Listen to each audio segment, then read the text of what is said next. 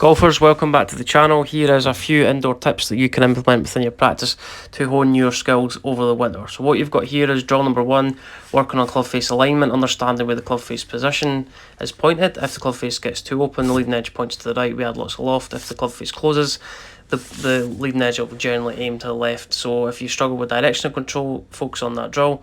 Drill number 2 is if you struggle with too much shaft steepening downswing. Here's a great drill. Place your head against any appliance. The feeling from here is you want to get a little bit more external rotation in your right shoulder. How does that look? We want to feel from here that we keep our right shoulder back a little bit more in the downswing. Our right shoulder has to feel like it moves down a little bit more in the downswing just after the lower body starts to open up to prevent that chest spinning open too quickly. So the feeling from here is using that cat hand drill.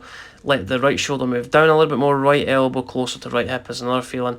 Drill number 3, this is a great drill to achieve a little bit more external rotation in the downswing a little bit earlier on. Place the club behind your right shoulder and also your right forearm and your right bicep. The feeling from here is you want to keep the pressure on the shaft of the golf club with your right elbow all the way through.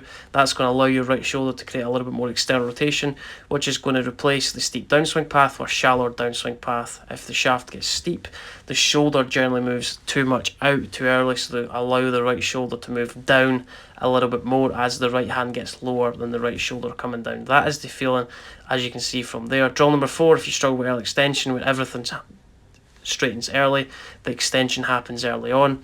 What you're going to do from here, place your rear against a wall. The feeling from here, turn your right hip into the wall in the backswing. Then as you come back into downswing, your right hip glides along the wall. Then your left hip is going to touch the wall on the way through. So right hip against the wall, then left hip. That's a great feeling to shallow the golf club and prevent early extension. Here's another great drill number 5 to shallow the golf club. All you're going to do from here, for your right shoulder to move down a little bit more, just place your right shoulder on a wall or a door behind you. Just push the door behind you. That's a great feeling to create a little bit more width and also a shallower downswing path. Drill number 7, this is a great drill if you struggle with length of backswing and generally being a little bit too long. Place your left foot against any appliance, any door. Grip the club round the wrong way, so you're gripping the club head. You're trying to stop the grip end of the club just short of the wall. This is a great feeling. The feeling from here is a bigger shoulder turn is going to replace the long arm swing. So more compact shoulder turn is going to control your arm swing a little bit more consistently. And the feeling from here is left shoulder's pointing in the instep of your right foot, and your right shoulder's going to rotate a little bit more into the backswing if you struggle with the length of backswing and just struggling from there to create any consistency.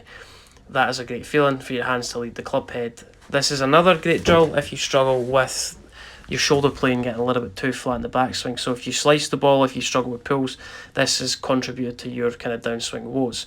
Place the club against your shoulder, stand with your head against the wall.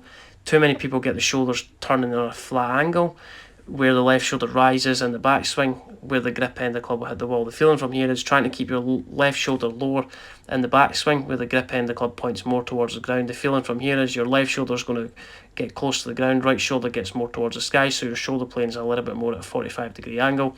And then steeper backswing is going to be followed by a shallower downswing, instead of a flat backswing followed by a steeper downswing. So you want to prevent the right shoulder moving out too early in this post. So if you use the club head as a reference point on your right shoulder, many people who struggle with a steep downswing path get the right shoulder working out too early. As you can see from the club head, it's going to work towards the edge of this wall.